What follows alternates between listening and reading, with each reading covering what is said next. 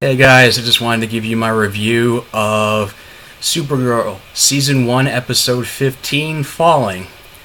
First of all, I'm just going to say right off the bat that Melissa Benoist is a fantastic villain. Like, a scary good villain. I mean, most of the villains on this show suck, and I feel like, you know, Astro is decent. I liked Indigo. Livewire was kind of okay, but it's like, I think it's crazy. It's like she really is her own worst enemy, and she ended up being my favorite villain on the show thus far. Like, she really, Melissa Benoist gave a really good performance in terms of being this kind of seductive yet really sadistic, like emotionally sadistic villain, and I'm speechless. I mean, I just don't know. I'm speechless. I liked everything she was doing first of all, the episode starts off with Callista Flockhart is going on CBS's The Talk in character as Cat Grant, being praised as National City's most powerful woman, and she starts singing Supergirl's praises, and she says how she's the kind of person she knows and how she sets an example. And Supergirl, meanwhile, as part of this montage that's running while Cat's talking, she goes to save these firemen trying to put out a fire for basically the building newly destroyed, but she's unknowingly exposed to red kryptonite. And just like how they use red kryptonite in Superman 3 and on Smallville, it essentially brings out her dark side. First, it just starts out with her just being more assertive and just, not dressing so conservative, being more dressing more fashionably, and not just with plaid and the little sweater, these little sweaters, and just kind of really nerdy and conservative. And she's able to list off all the replacements for Cat Grant, and for I'm trying to think who. Replacements for Lucy Lane, because after the breakup with James last episode, she left town, and basically it's the one-ups Savant Smite. But of course, there's this little funny moment where, I guess before she got exposed to the red kryptonite, she used her X-ray vision and found out that Wynn and Savant were having sex in the office closet, and they were having an affair. But anyway, it also had these other moments where first she starts off as, being kind of asserting herself, being more fashion forward. Also, and then doing a briefing at the DOE, she just sits there looking bored and not interested in the villain, the alien at the catch for bank robberies.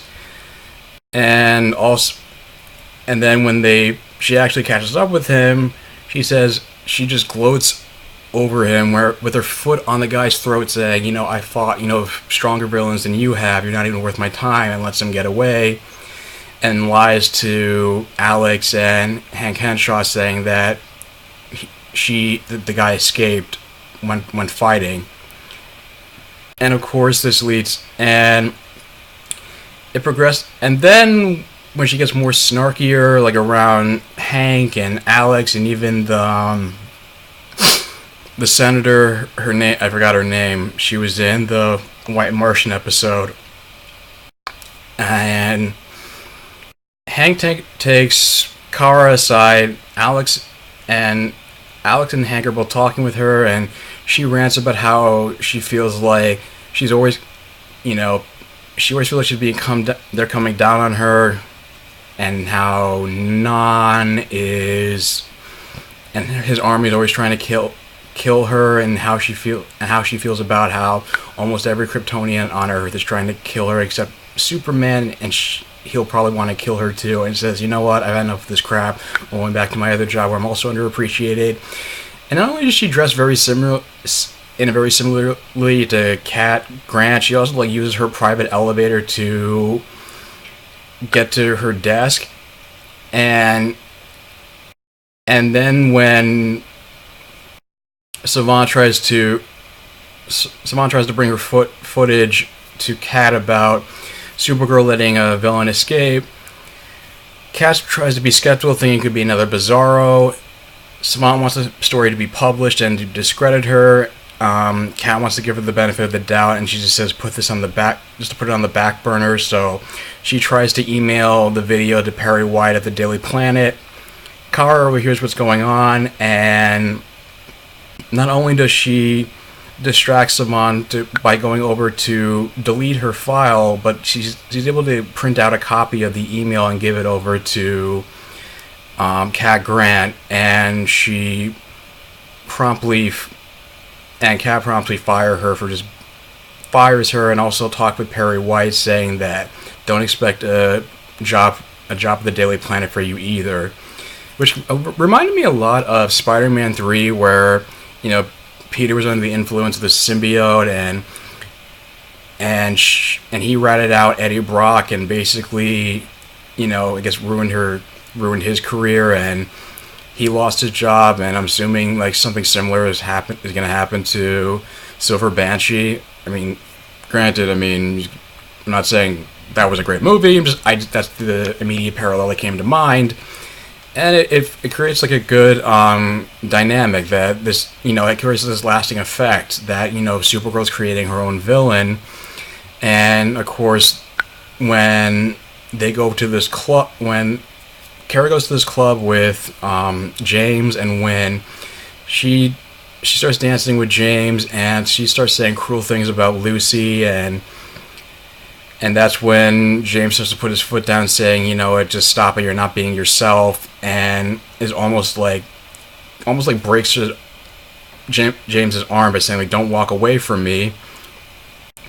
And then Cat calls James, saying, get Supergirl to come and see me. Supergirl takes off. Supergirl goes to see Cat, and giving Supergirl the benefit of the doubt, she realizes that she's not acting like herself. She doesn't know the circumstances, obviously, but she knows that it has to be some kind of like mental breakdown, and something's affecting her, and maybe she should lay low for a while. But then Supergirl starts threatening Cat and saying she doesn't know what real power is.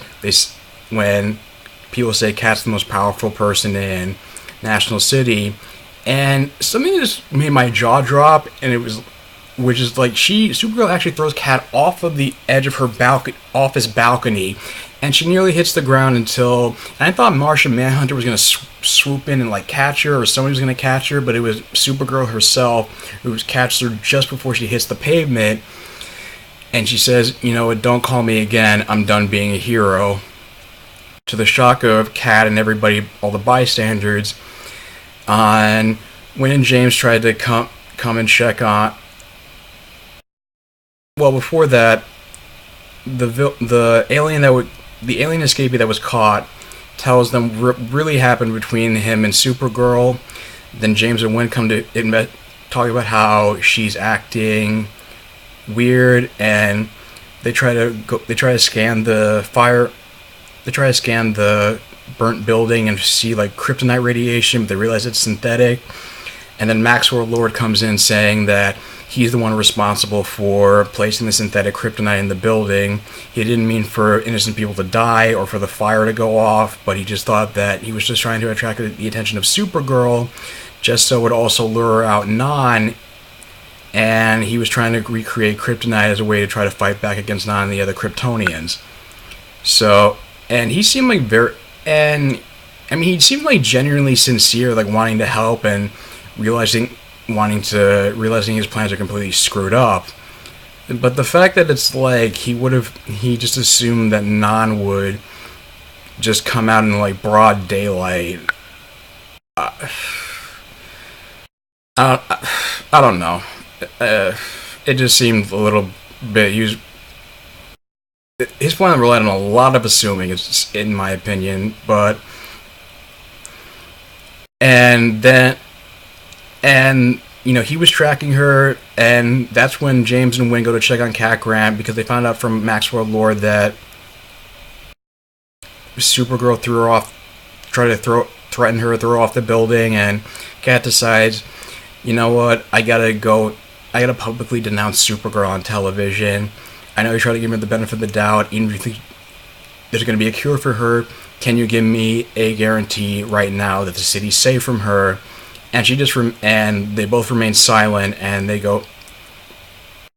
she goes publicly, denounces Supergirl, and it looks like she was like wiping away tears from both before having to make the live recording and put it on a loop, and afterwards realizing that she really did care about Kara, or at least Supergirl, even though Supergirl called her out as being being selfish and mean and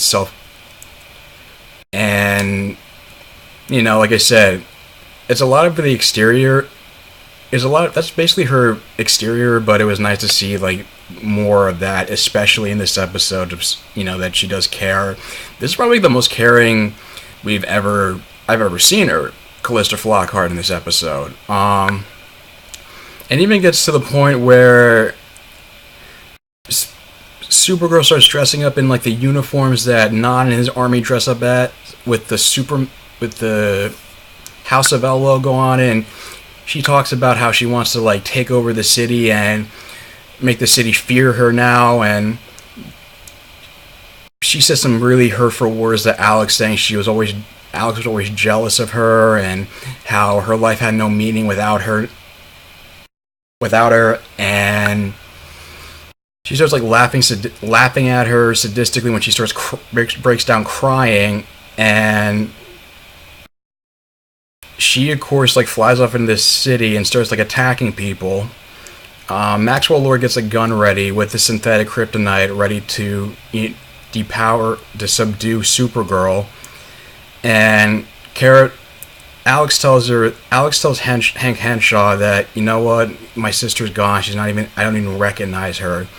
The senator comes in later saying that you have to deal with this threat. I know it's Supergirl. She saved my life, but you said the DEO deals with threats by any means necessary. And Hank reluctantly calls in a squad to come attack Supergirl. When Cat's feed starts playing on a loop in a bar, she's flinging peanuts at liquor bottles in the bar. Everybody's like running for their lives, and then she flies through a giant screen and starts attacking police officers, destroying the cop cars.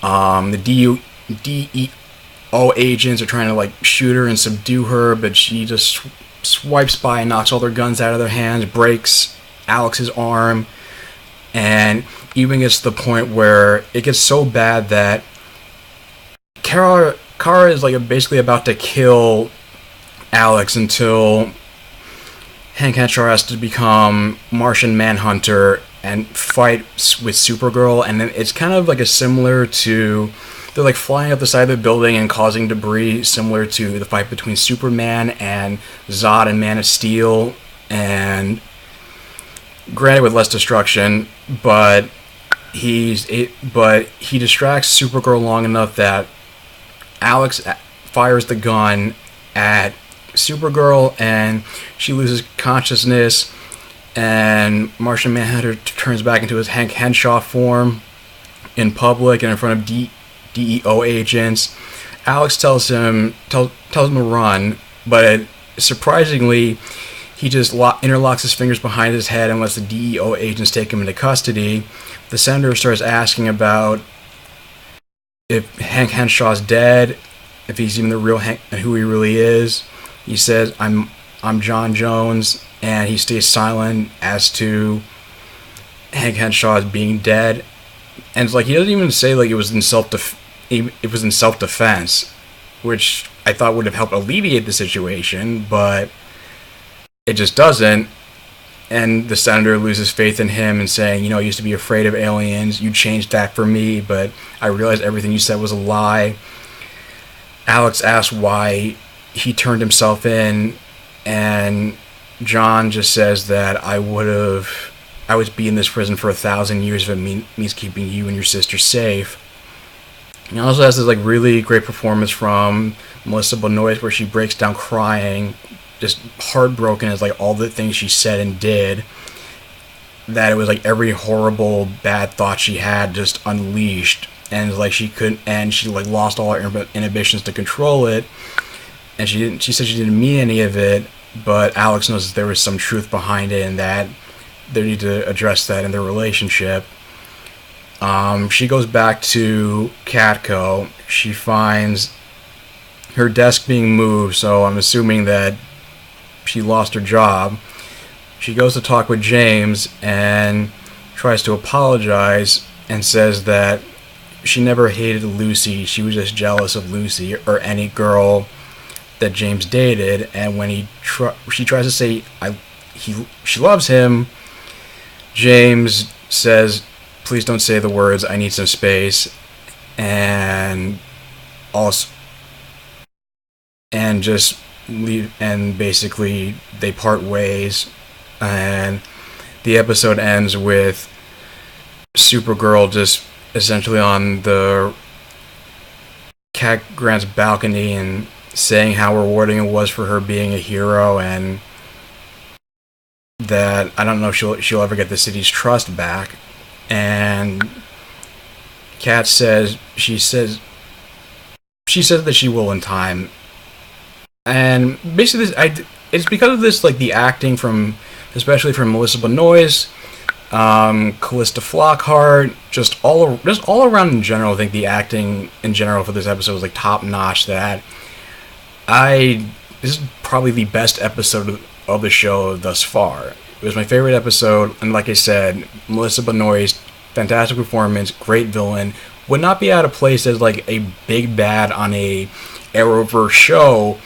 And, you know, if circumstances were different, I mean, granted, I still want the show to go on as long as possible, but I definitely want to see more of, like, an evil Supergirl, or an evil version of Kara, and I'm glad this is going to have long-lasting effects on her relationships from now till maybe the next few episodes. Hell, I'll be happy if it has after effects towards the end of the season, and her redeeming what redeems her is, like, her fighting and defeating Non and his army, and the fact that it's going to affect why she becomes enemies with Silver Banshee. And like I said, this felt like just such a game changer of an episode, which is why I loved it so much. What do you guys think? I mean, leave your thoughts in the comments down below. If you like this video, like, share, and subscribe, and I will talk to you guys soon. Take care.